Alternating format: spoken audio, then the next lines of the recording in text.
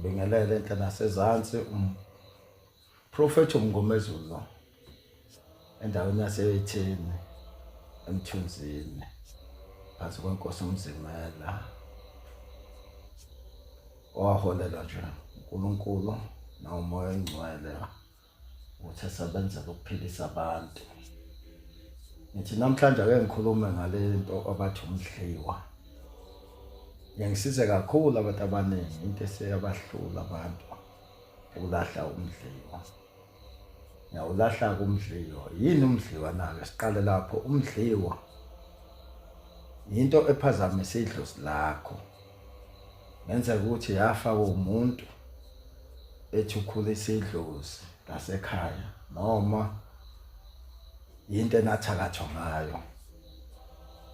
Iyahlupha kumdliwa ngoba lento noma nihlaba ekhaya ugijima uvale noma ngabe uhlelane into yakho ayiphumeleli ifika ihlizwe ilento leyo ethi umdliwa. Ngihambeke ngolahla ngithole nje inkukhu ngolahlela entabeni lapho ngihlahla khona. Ufike ukhuluma khona ukuthi mlahla abantu ngizolahla lesi silwane lesi umdliwa wafa kwayo. Ngithi awusale khona la. Nenibona isihlahla ebusuku usibone ngathi sinomuntu. Kusuke ulahlwe lento ke umdliwa esebenza lapha egcekeni. Hayi. Uyawubona umehluko uma usetshenzwe kanjalo walahlwa lo mdliwa lo ngoba umdliwa uyahlupha kudla ngisho ingane esiswini. Ungcolisa ngisho idlozi uthi uyahlaba kanti usuhlabela wona udala nezingozi futhi ekhaya. Ngiyasebenza ke kanjalo. Ngibuye ke futhi umuntu umenele izipoki uyahanjwa kuyogezwa egezwe esidolweni. Efike futhi uthi usuka kimi ngena la nanti ethuna lakho wena. Ugezeka kanjalo ke futhi usithathe lezi ingubo zakho zangaphansi uthola ukuthi umuntu wasetshenzwa ngeingubo zangaphansi. Thatha lezo ngubo ezinyushe lapho ugqoke okusha usho sengiqala impilo yami kabusha. Ngiyasiza ke futhi ngoba ngisebenza ngamanzi kakhulu.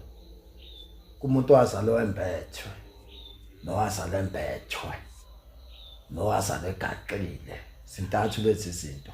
Ukuzalwa embethe, ukuzalwa embethwe, ukuzala ugaqile.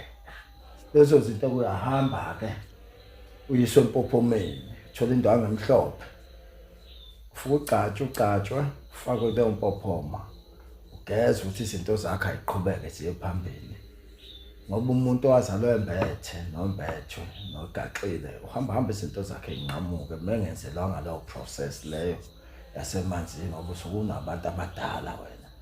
Uyiswa khona ke lapho ufike uphuma uphathe inkukhu zakhe embili wenze ilathi. Sibe seyivuleka ke izinto zakho. Amen. Okunye futhi esesikwenze ukuhamba uyokwenza ilathi lasentabeni wenza umnikelo wokushiswa. Usiza kakhulu umnikelo wokushiswa. Uphathe inkukhu uthole isithumbu lelo bathi usinyaka. Laba abantu okuthiwa baguqulelwe idlozi. Usebenzise lo muthi abathi umanguqu. Sifesa ukugeza lapho.